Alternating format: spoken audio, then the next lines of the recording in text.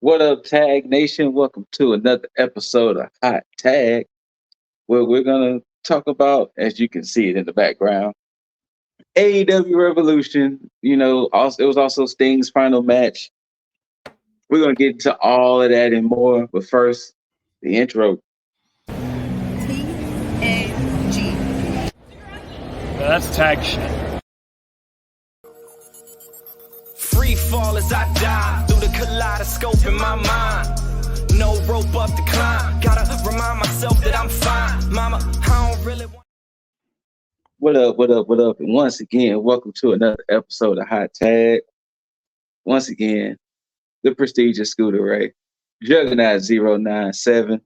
We might be joined by Jaeger Bombastic, Mr. So Fantastic, and of course, the other one, Lil Fizzle. We'll see. But last night was actually a surprising show for me. I'm not gonna lie, it was actually surprising. And we're talking about AEW Revolution once again, aka hold on,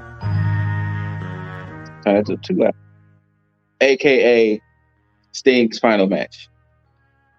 I guess it's gonna be interesting to truly see if it really is gonna be his final match or not. But I really think so, because he seemed pretty dead set on it, and they made such a big deal around it that I think it is gonna end up being his final hurrah with wrestling.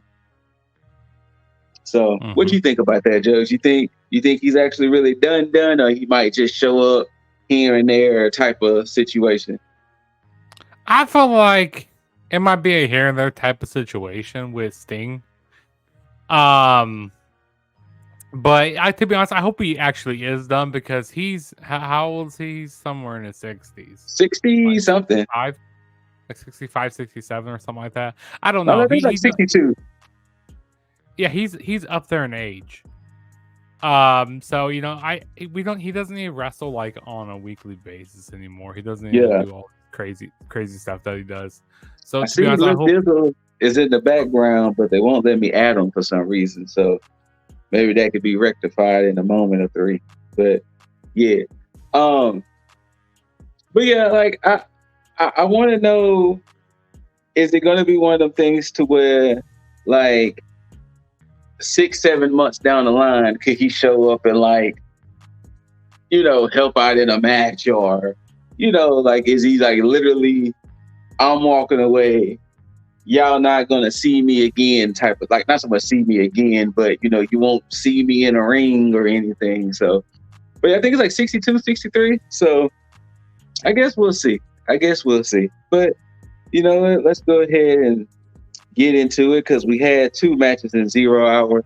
So the first match we had was a big one here. We're completely out. Wait, never mind. Hold on. What's up? I was gonna look up how old he was. He's actually 64.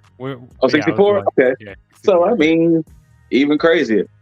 So the first match we had of the night, 0 hour, we had the Bang Bang Scissor Gang, consisting of the Acclaimed with Daddy Ass, of course, Switchblade Jay Wright, and the Guns, versus the hodgepodge team of Private Party, Willie Mack, Jeff Jarrett, Jay Lethal, and Santam Singh. Sure, why not? This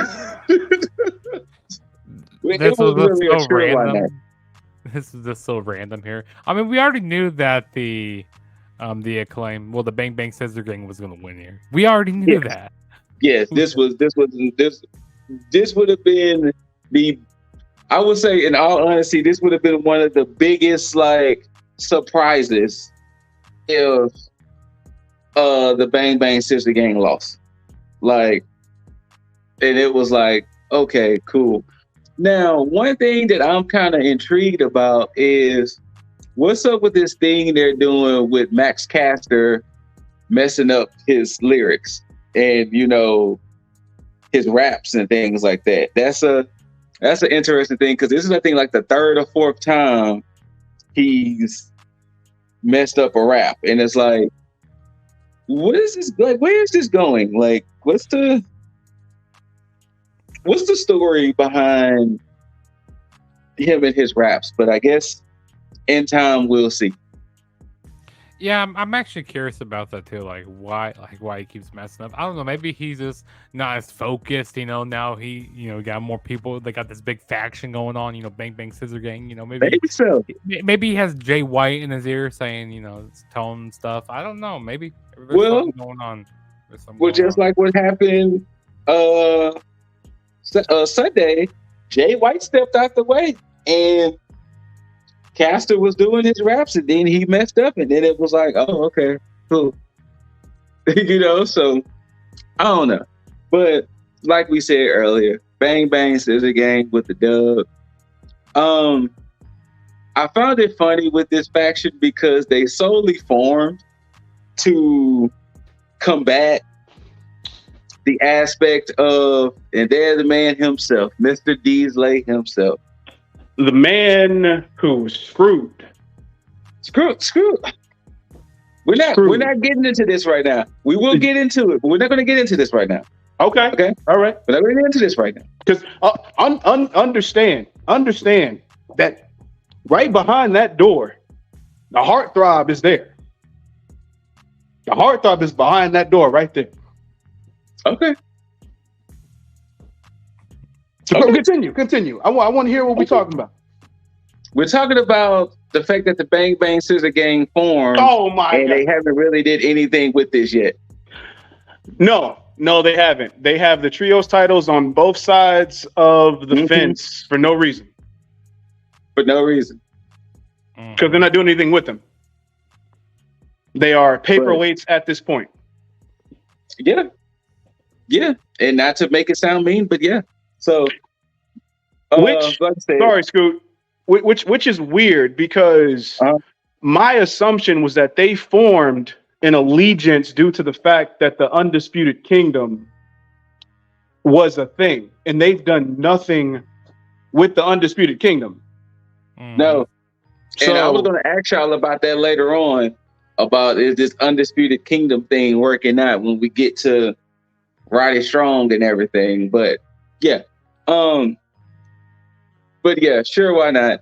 Bang Bang Scissor Gang, once again, with the dub. Moving on, we get to the last match of the 0 hour.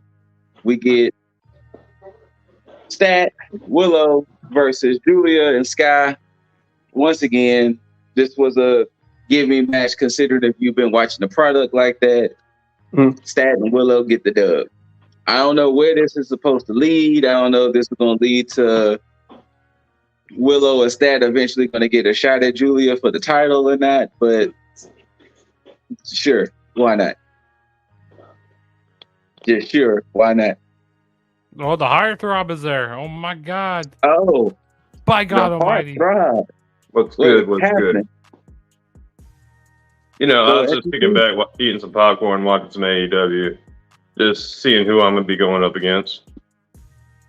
Once again, okay, if you want me to get into it now before we get into the main show, we can. Or we can run through the card and get into it. However, how y'all want to do it. Oh, you know what? I will get into it because all respect to, you know what? Let me wait. Jugs, I'm gonna get to you in a second, brother, because I got a big respect for you, my friend.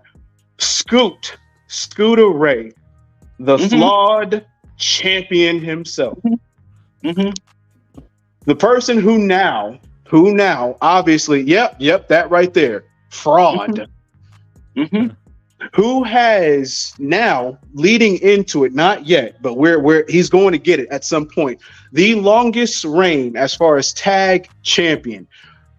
And there is a huge asterisk next to that because you spent the better part of 3 months sitting on your ass. You have not defended that championship once. And even if we take into account these past 2 weekends, you still didn't defend anything. You didn't even win because let's break this down mathematically, because you decided to take both shows and combine them into one. let's take that aspect out of it and let's break those apart. Let's say that both of those shows were defended separately. The first weekend, Elimination Chamber, Jugs would have been champion, right? Yeah. Just separately. And then we go into last night, Revolution. I only had one match wrong, which would have had me as champion going up against this guy. Whoa, no. Not exactly. Yes. You know what? You're right. Yes, you're exactly. right. My bad. You're right. Then even if we take both of those shows and we combine them, it still ended in a tie. So you still did not decisively defend that championship. You, sir, survived. And isn't that what champions normally do? Where my 84 days, the longest reign currently in tag predictions history, I defended that championship 6 different times in the better part of 3 months. So respect to you, Chugs. You predicted very well at Elimination Chamber, and you deserve to be a champ. Not the champ, a champ. But I deserve to be going into Tag-La-Mania as said champion, defending against this guy, who would inevitably lose, but that's neither here nor there. So now we're in a situation where we have a tag bang bang gang Tag-La-Mania. Well, how about this? So go ahead. Since you feel so strongly about this right here, so strongly, why you gotta hold it up like that?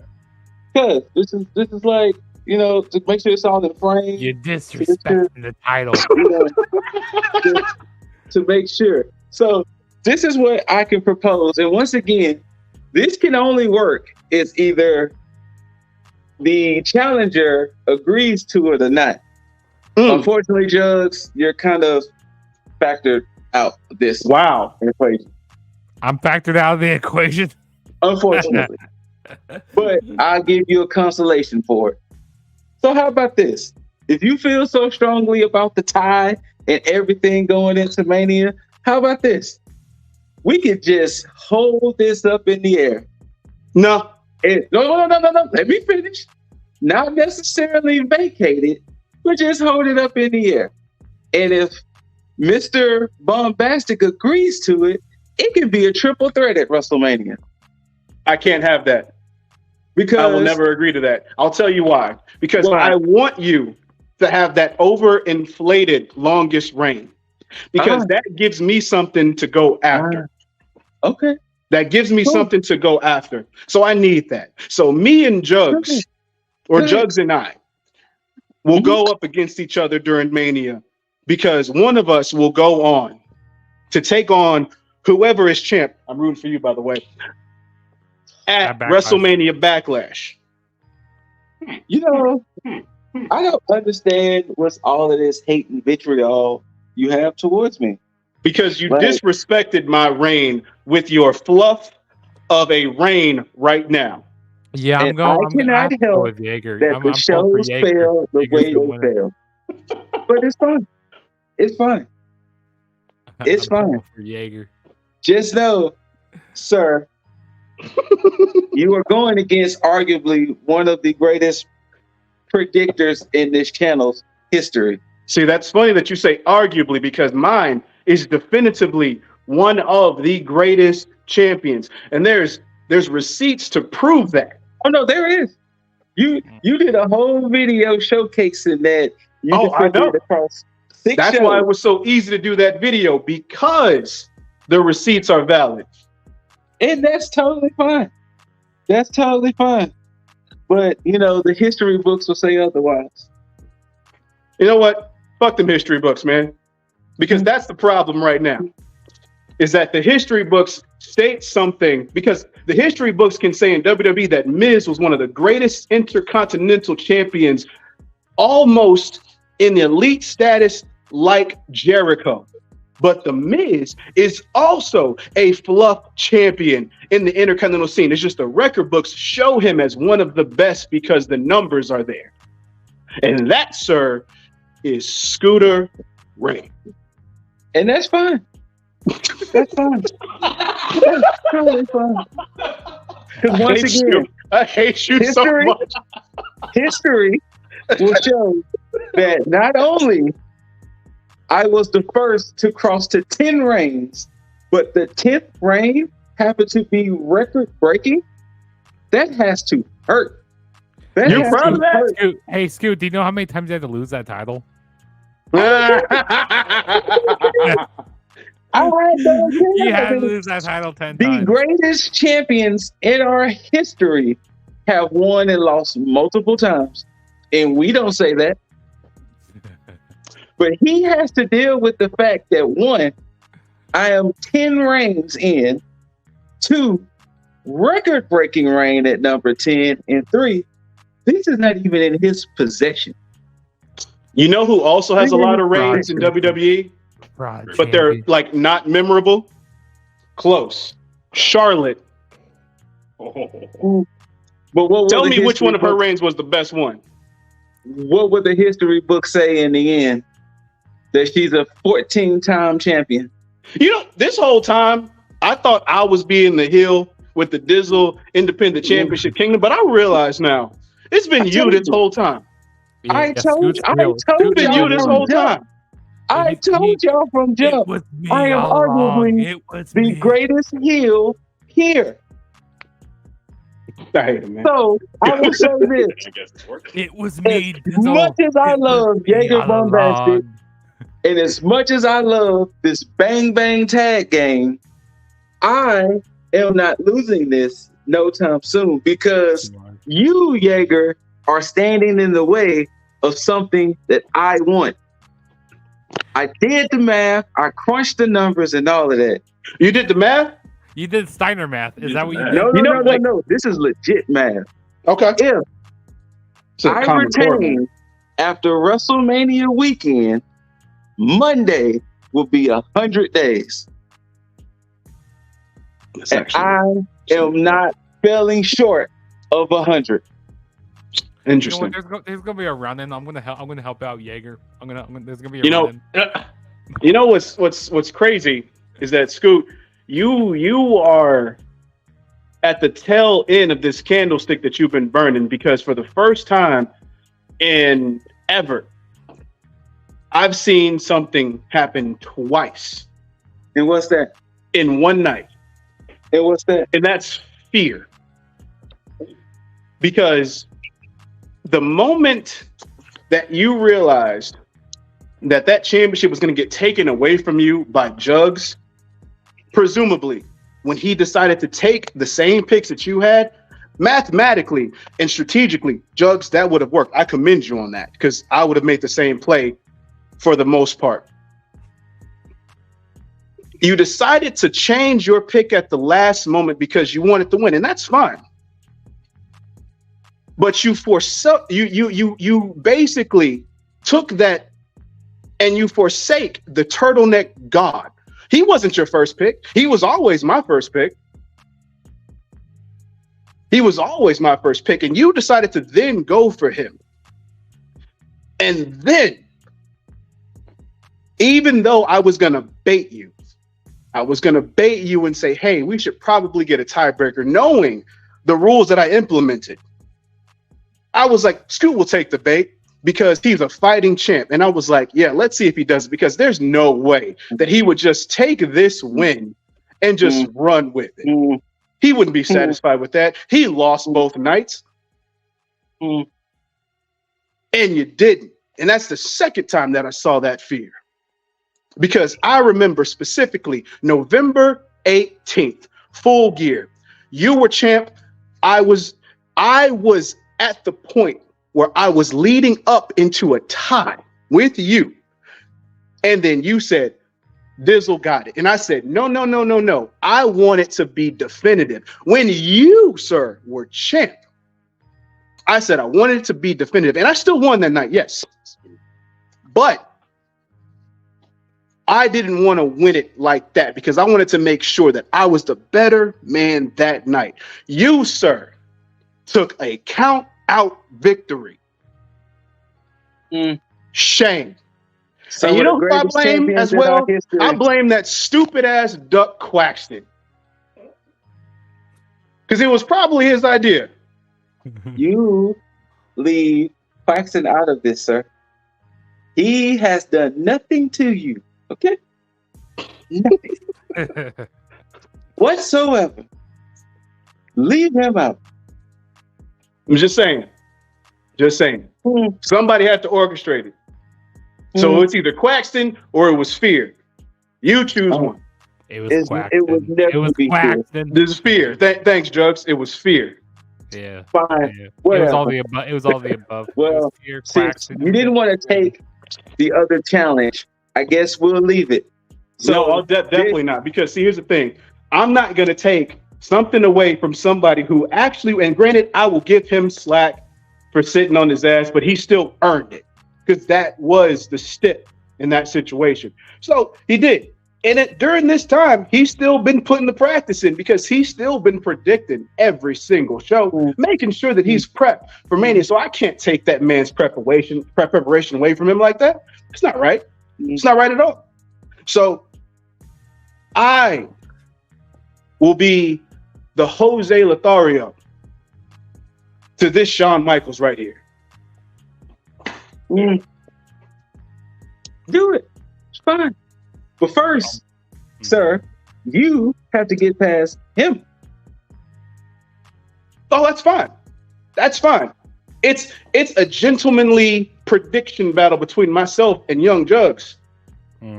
That's no problem. But I'll add one more. I'll add one more to that. Hey, Scoot, you're gonna be losing the first. You're gonna be losing at Stand and Deliver. That's where the downfall happens for you. At Stand and Deliver. And then night one, and it's gonna keep going downhill for you. If I happen to not take anything at Tag Mania, I will not predict any show until SummerSlam, or unless I win the Money in the Bank. Dang, we got this on record here, guys. We have this on record. If you don't get anything right, If I don't, no. If I lose, If you lose, period. oh, dang. I will not compete for the championship. My first predictions deal will be specifically for Money in the Bank. I will not compete for a championship, period, until SummerSlam. Why can't you Cody Rhodes route? No, not that route at all. I hope your little rousing good speech, your little bravado that you show, I hope it pays out for you in the end. So if we end up getting in a tie, that means that it's still the same. He wants a win. Still counts. It has to be a win. It has to be a wise man once said, "That's a bold strategy, Cotton. Let's see if it plays out for him." And look, Dizzle has won more than he's lost. I don't know if that's correct, but I'm taking it. It's totally not. Don't have this. But and don't worry, the same rules apply. If Jaeger does beat me for this, I will drive to his place and hand it off to him like you handed it off to me. Wait, so would you ever bring the towel to me? You live way out yonder, sir. You come down here for that. Okay, well, I'll come to Houston for that. I mean, look, Jugs, if you do, I'll have to create a whole another belt because I will let you have that belt if that's the case. Whoa. Shoot! Make it a whole other belt. Yes, yes. Oh no! It's not going to be the legit one like that though. It'll be like that little plastic one you can get at Target. Nah, it'll be a legit one, bro. It will be the legit one. But to make it quick, as far as the show goes, overall, I thought shit was amazing for the most part. I thought all the matches were, for the most part, on point. Even that 8-man. Mess, but it was definitely a mess. But I'll give certain spots their due. Neck strong, always, all day. Tony and Deanna. Yes. Can't wait for Wednesday. What else we got? Turtleneck God. Never doubted you for a second. The tag match. And Danielson. Oh, Kingston and Danielson. You can give me that all day. Yeah. Granted, I think that they should have went a certain way, but after watching the match and seeing the outcome, I realized why they did what they did, because this is pretty much, in my opinion, it's Eddie's swan song, because I think he might be close to being out the door at some point. So why not? Feel like I'm missing something before the main event. Takeshita and Ospreay. Oh. Yeah. Ouch. That brought, I mean, yeah, definitely. Yeah, ouch. But that brought New Japan glory to an AEW show. Yes. And you still got FTR and BCC. Yes, the tag match. Yes. There was no question in my mind what it was going to be. I did think it was probably going to be a bit more on the brutal side, even though it was already. But I would, even though we've seen it twice already, I would love to see it a third time. But I think we're going to start moseying on, which I think we might end up getting somewhat of a triple threat action between FTR, BCC, and the Young Bucks, because I do believe, which is why I picked Sting and Darby to win. I feel like Young Bucks are going to do some shenanigans, EVP shenanigans, to get the tag titles or something like that. Tony Khan said it's going to be a tournament. Oh, and see, I thought about that too, but I also figured that there was going to be some Young Buck shenanigans, but that's fine too. The triple threat match, Joe, Hangman, and Swerve. It protected Swerve immensely. Yeah. And I think I read that Hangman's going to be taking time off, so that's also makes sense with this tapping out. Yeah, perfect, because Swerve's going to get that championship, and Hangman is going to be in line to either take that from him or do something. But definitely getting that, and then of course the main event. Unexpected. Ouch to Darby going through that glass, because that was brutal. And then Sting taking a glass bump too. Yeah.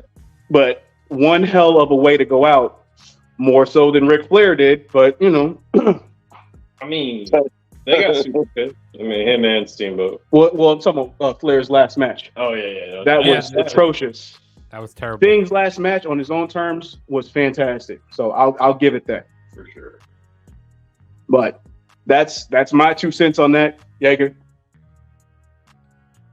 I honestly love Deanna. Might just take that because Tony, while she's entertaining as hell right now, is feeling a little stale in my book. But that's just my own observation on her. She's still hilarious. Like, she's still like entertaining, but it's just, I'm ready to see like someone else with the belts while she still continues her shenanigans and maybe like has a feud going on with her assistant. I can't remember her name immediately. I never get tired of seeing Tony Storm. Never tired of seeing that. You see, now I've had that same sentiment about Scott Blue. Seeing that booty meat. I don't know. Deanna looked like she was getting hyped up enough for it anyway. But yeah, that was my one of, what was it, 2? I think, 2 that I got wrong. The other one was the 8-man tag, which honestly, Wardlow was sitting there in the back of my head, and I hadn't been watching it in a couple of weeks, so I didn't see how well it was lined up for him. But my backup was going to be Jericho for that, so I went ahead and rolled the dice and see if they were going to try and pull a swerve on us. No pun intended. Everything else, I mean, hey, just for participating, I called it correctly, and I can honestly just back up whatever lip sync on there. Big deal. That's a big deal. So yeah, but I will say congrats to the surviving champ. Oh, now it's congrats. I will congrats because you look, you are a champion. I have to respect the fact that you are a champion. Regardless of what happened here, you still won that belt back in December. So it's not like that you're not a champion. You know, it'd be different if you just happened to survive and then win the belt. But you've been champion since December. Has an asterisk next to his name. The asterisk is there as far as the defenses go. But the fact that you're a champion still warrants respect. Absolutely. Mm-hmm. Absolutely. I will give it that. That is something, by the way, that the Bang Bang tag game have in common. Because when Jaeger here had almost got the longest reign. He came with 73 days.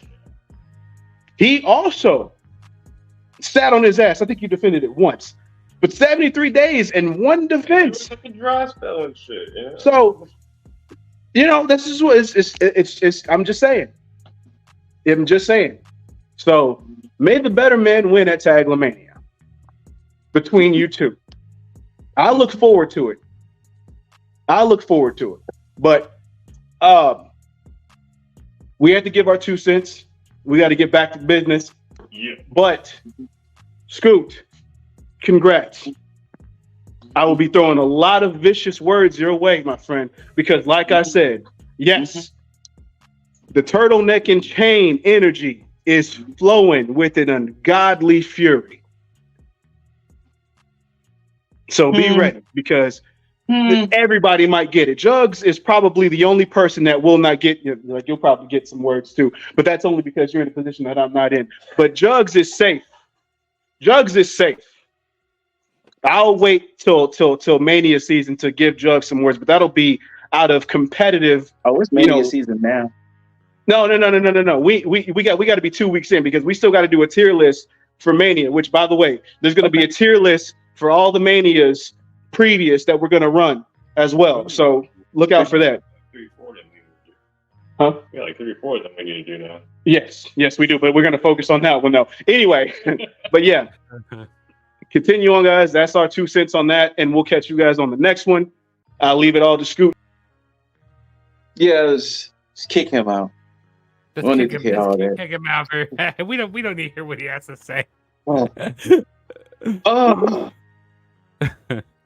Such hatred from one man. Oh, You get all the shots fired at. I mean, you are the heel over here. You are the heel. but I love him like a brother.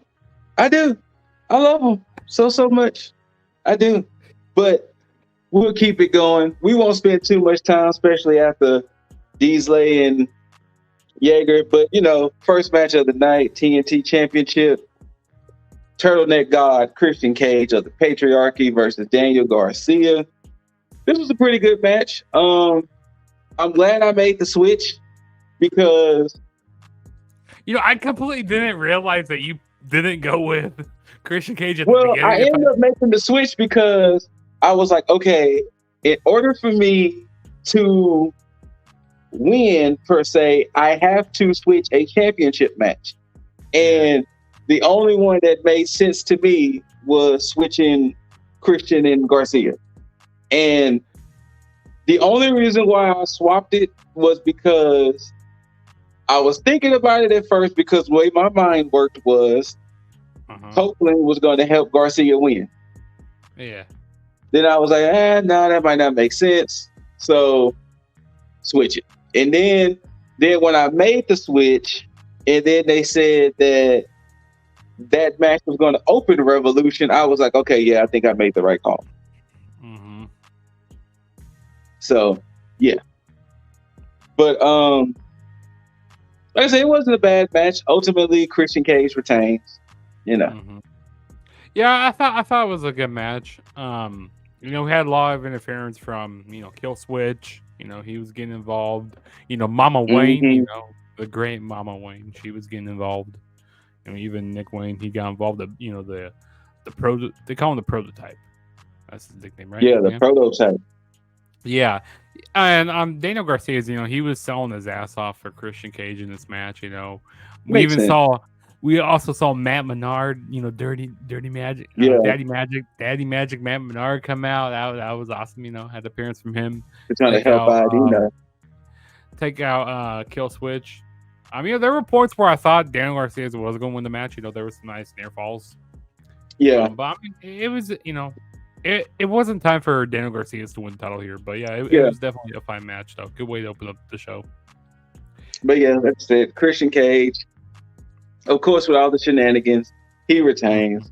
The next match for the Continental Crown, we have the champ, Eddie Kingston, of course, defending all 3 belts versus BCC's Bryan Danielson. Once again, this was a good match. I honestly thought Danielson was going to win due to the fact of I know he's nearing the end of his career, and it would be crazy for him to end his career without not holding a title in AEW or Ring of Honor. So I thought, he can kill two birds with one stone, be the ROH champ, AEW's Continental, and of course, the never openweight champ, all in one shot. But yeah, they changed their mind. So, but yeah, it was a good match. This was a hard hitting match. This was good, kind of like what Dizzle said. I can see that the aspect of when seeing the match, and now Dizzle putting a little ting that maybe Kingston could be nearing the end. So it's like, okay, it makes sense. Mm-hmm. Yeah. It was definitely a hard hitting match. A lot of strong style. Like the Danielson, his chest was looked like raw hamburger meat. I'm telling you, Danielson is one of those people that you clearly see the punishment on him. Mm-hmm. When he goes through a grueling match, he shows. He does. He shows. Mm-hmm. But Kingston gets the dub. Like I said, it definitely wasn't a bad match. Now this one, on the other hand, this was the first time where my eyes was like, okay, this is where we're at. Oh God! The 8-man All-Star Scramble. Chris Jericho. This is so nauseating to look at. It really is. Like look at the left side.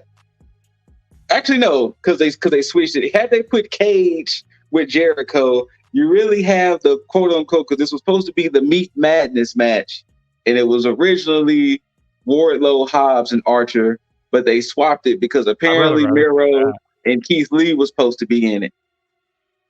Yeah, but I was not. This was definitely not an all-star 8-man match. No.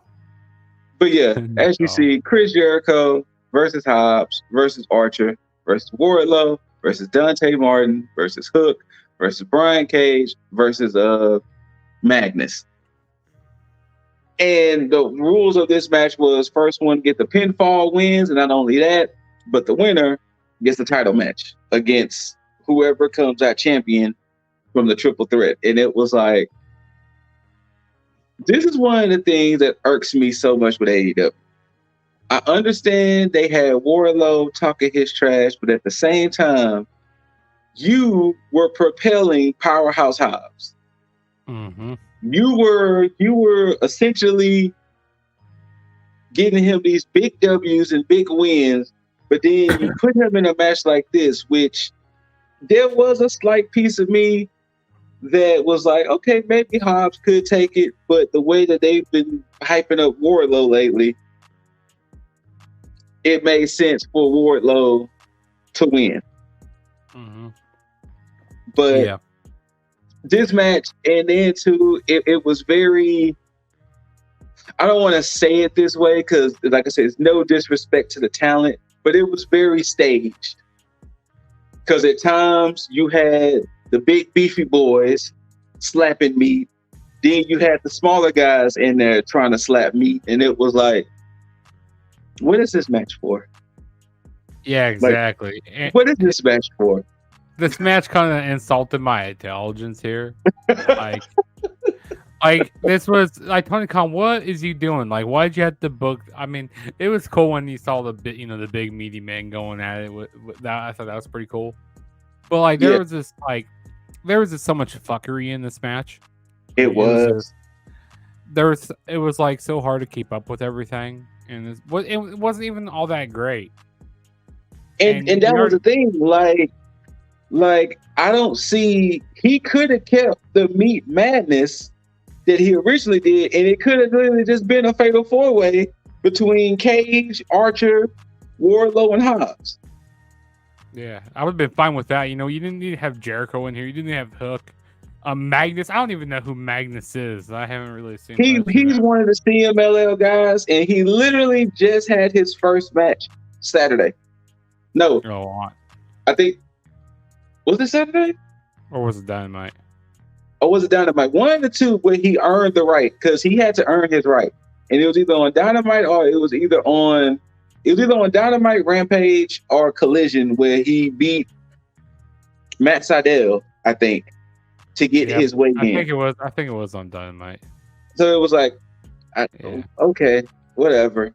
But Wardlow wins. Wardlow gets a title shot against whoever walks out champ, which we'll get to. And once again, Dizzle and Gager already kind of said it, but we'll get to it. The next match, one of my favorites of the night, you had FTR versus Jon Moxley and Claudio Castagnoli of the BCC. Yeah, this is why tag team wrestling matters sometimes. When you get good matches like this is why tag team wrestling truly matters. Yeah. Because this was a hard-hitting match. It told a good story. The main reason why I personally picked FTR was because the way BCC was treating them. BCC was kind of disrespecting them, kind of, letting them be like, y'all ain't really nothing. Y'all ain't on our level, blah, blah, blah. And I thought that, okay, maybe they'll get their comeuppance. But nah, BCC took the dub, and I saw that exact moment when it was going to happen, and boy, once again, it was brutal. It was a brutal match, and literally, if this is not my favorite match of the night, in two matches, it will probably be between one of them two would be my favorite. I think I know which one you're talking about. I think, but yeah. But yeah, this match between FTR and the BCC.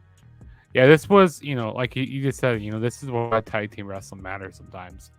This was really good. And I also liked how Moxley and, Claudio came out, with the LOD type of gear. Yeah. That was cool. And they even hit a Doomsday device in the match. Yes. And that Doomsday device was sick, especially with Claudio hitting it with the European uppercut. Yeah, that was definitely that was a good spot in the match. Oh my goodness. Dax, he was bleeding so much. Yes.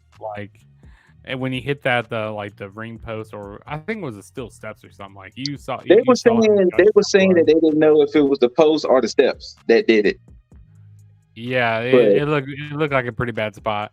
He was bleeding all over the mat. It was crazy. But yeah, it was a really fun match. I really enjoyed it. Good classic tag team wrestling. Yeah, and once again, Moxley and Castagnoli gets the dub, and like we mentioned earlier, well, we'll get to it afterwards.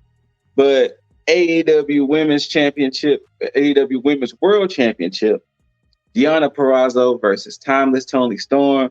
I agree with you, Jugs. I cannot get tired of Timeless Toni Storm. It was amazing. I even love the mind games they played because they played Toni Storm's old music, and it was Mariah May dressed up as Toni Storm. And then, of course, the Timeless one herself comes out. And this was one of those matches that I did not see the title changing at all. Nothing about that match screamed the title was going to change. Like, if Deonna Purrazzo would have won, that would have probably been the biggest shocker to me. But yeah, I agree with that. Yeah. But it was a solid match. It was a good match, but at no point did I ever thought that Toni was going to lose. And of course, Toni did win with some chicanery because Purrazzo had her submission, which I forgot the name of it. The Venus de Milo or something like that? Yes, the Venus de Milo. And Luther interfered, and Toni was tapping. And of course, the ref didn't see it. It led to Storm Zero. Bam. Over with. Yeah, I agree. I didn't see Toni Storm losing the title here. And I like how like you said, they did the mind games, with Mariah May coming out, in Toni Storm's gear. I thought that was pretty cool. But no, I mean, this was a good match. Both Deonna Purrazzo and Toni Storm, they got chemistry. They faced each other before. So they did good here. But yeah, Toni Storm wasn't going to lose the title here. But yeah, exactly. I love Toni Storm doing her the sweet cheek music. That right as in the corner. Oh man, I never get tired of seeing that. But yeah, But good match. Next up, probably my favorite match of the night. We had the Dunn Callis family, but we had the Dunn Callis family members of Will Ospreay versus Kenosuke Takeshita, and these boys went out there and fought each other like there was like titles on the line.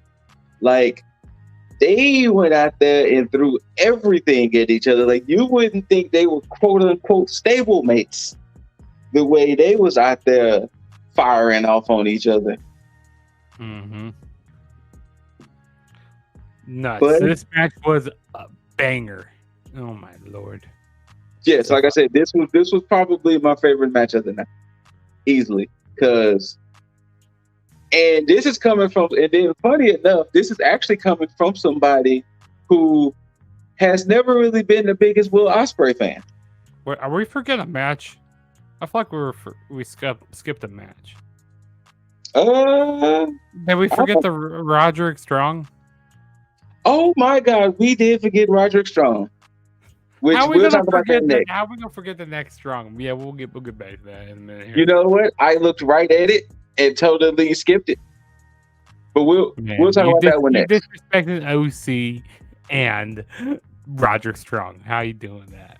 We will definitely talk about that one next. Do I even have the graphic for that one? I thought I had the graphic. Where's the graphic go? But yeah, so Ospreay, Takeshita, Ospreay gets the dub.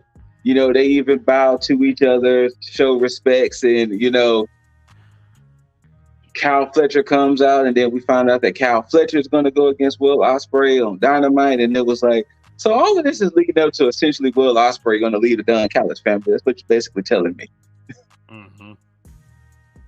But let's go back in time, like Jugs mentioned. International Championship champ Orange Cassidy goes against Roderick Strong of the Undisputed Kingdom. This was one of those matches, kind of like what I said with the Tony and Perazo match. I did not see no outcome of Orange Cassidy winning. There was nothing that said Orange Cassidy was going to win.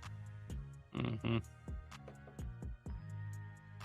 Like the whole time, it was like, okay, he had the boys out there with him too, so it was like, yeah, he's going to win this match. So, but Strong does win. He is the new international champion. And then we see a wild Kyle O'Reilly appear. And it was like, oh, hey, because it's been like 2 years almost since Kyle has been on the scene. And, you know, he gave Strong a hug. Bennett took his shirt off his back, tried to give it to O'Reilly. O'Reilly said something in Strong's ear, and he looked very sad walking up the ramp. Kyle O'Reilly. So interesting to see what that's all about. Maybe we might get more answers come Wednesday with that whole Kyle O'Reilly situation.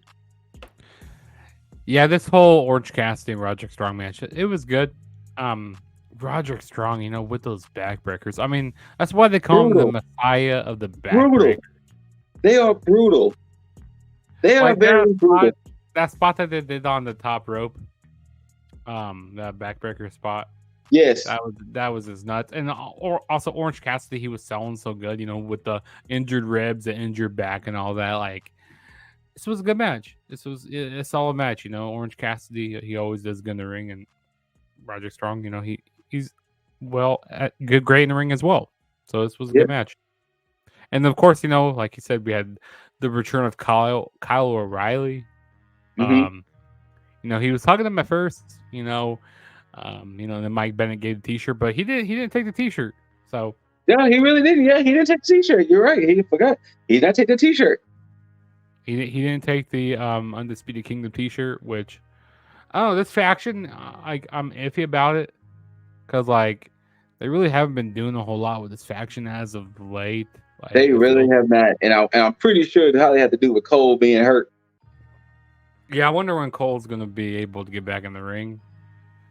I don't know, maybe a few more months, maybe. I don't know. We'll see. Yeah. But yeah, I think it's due to more with Cole being hurt, though. I think so.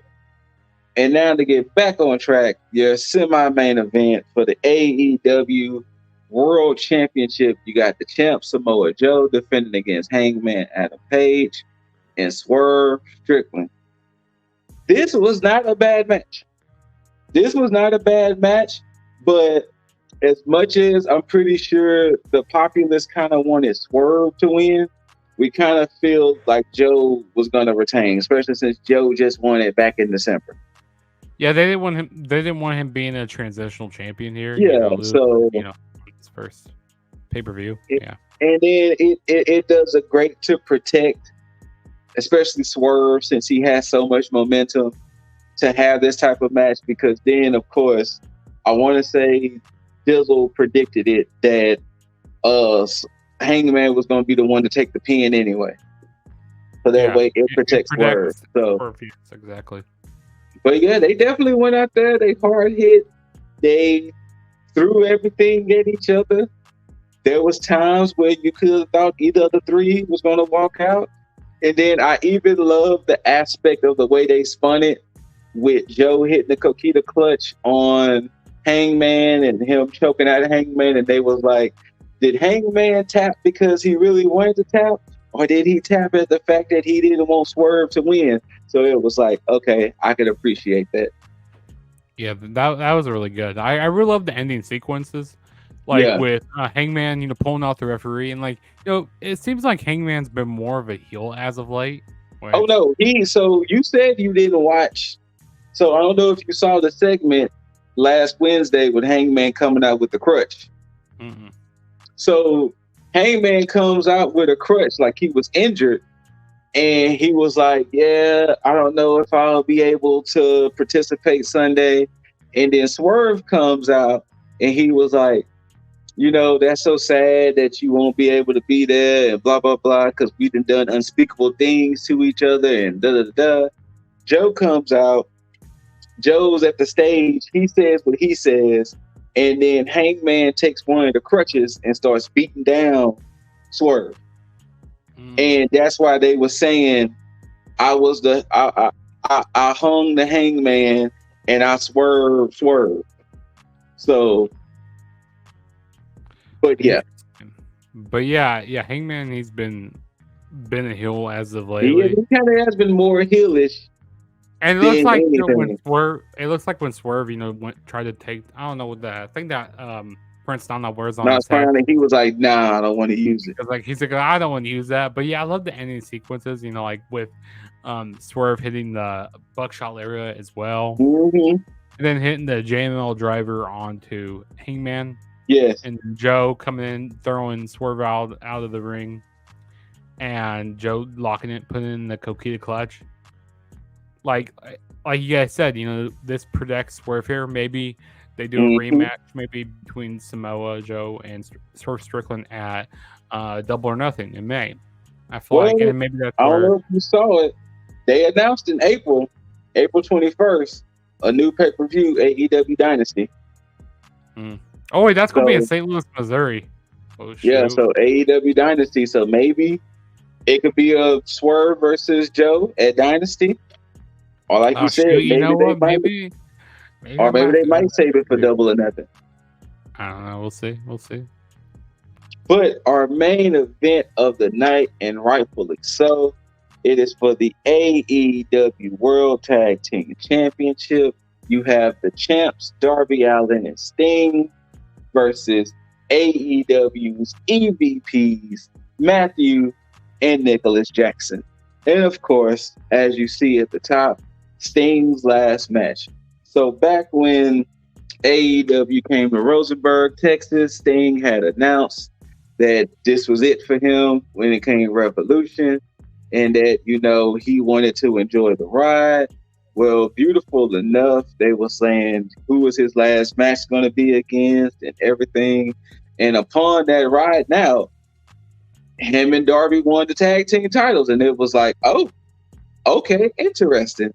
And of course, that's when Matthew and Nicholas kind of came back on the scenes in this new persona of theirs. And they were basically showing why they should go for the tag team titles and this and the third. and we get here. So before we get here, I will say this. I legitimately thought Sting's final match was going to be against Darby. I thought so too. I thought that they was going to set up Sting's final match against Darby, but I was wrong. And then this match was made Texas Tornado style, and them boys went out there and showed up and showed out. And not only did they show up and show out, but Darby took a very gnarly bump when he was supposed to dive onto Matthew on a pane of glass, but Matthew was pulled away by Nicholas.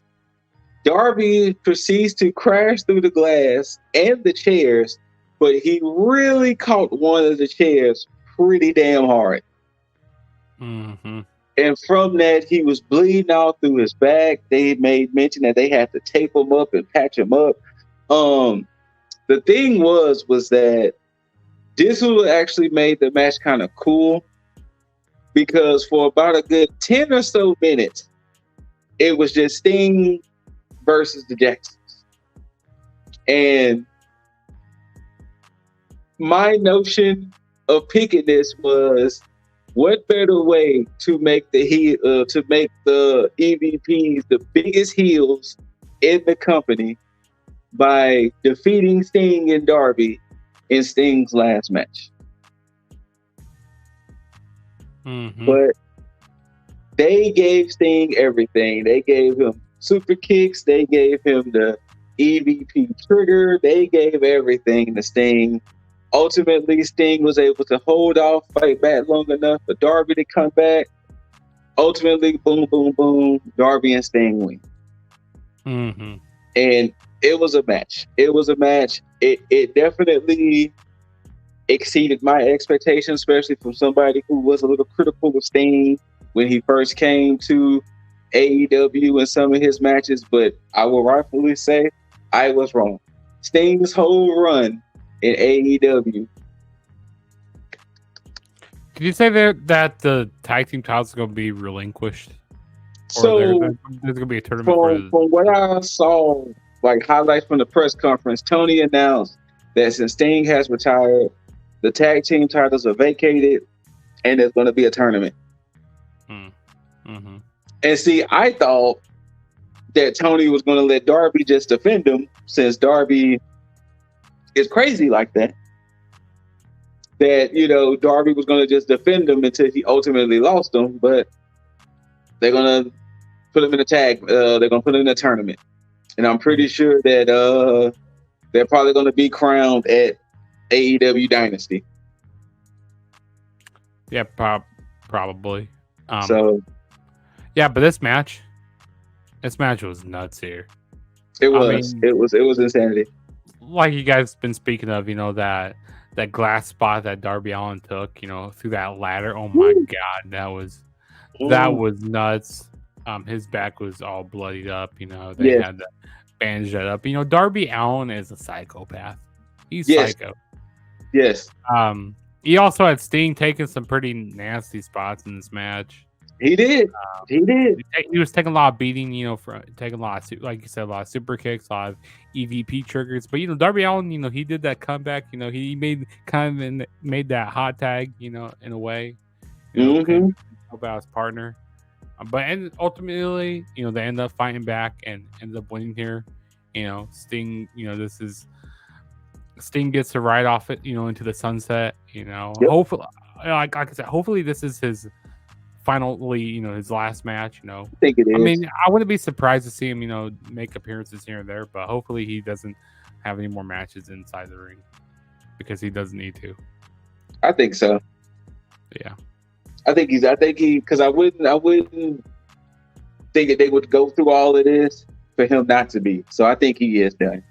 But there have been wrestlers in the past where you're like, oh yeah, I'm retiring. No, then they come back. No, I don't see it with Sting, only because they made such a big deal.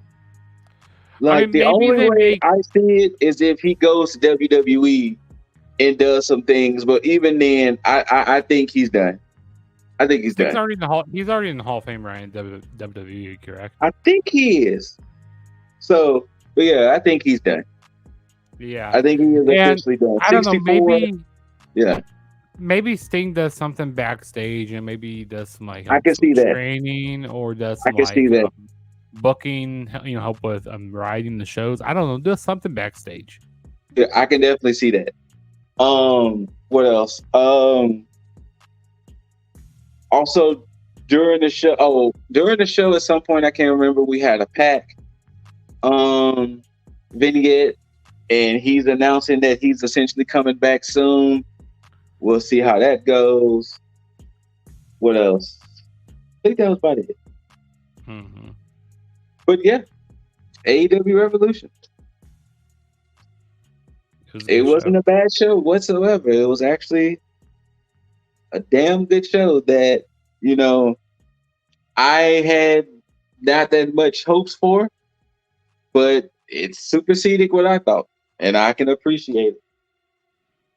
Mm-hmm. Yeah, it did the same for me as well. It superseded my expectations. Because I didn't really know what the card was going into the show, so I got, let's see where the show goes, and it was a great show. But yeah, so we about to get ready to get up out of here. So like we always do, whether you love it, hate it, don't forget to rate it. Thumbs up, thumbs down, preferably thumbs up. Like, comment, share. Let us know what you thought about Revolution and favorite matches, Sting's retirement, Sting's AEW run. Let us know.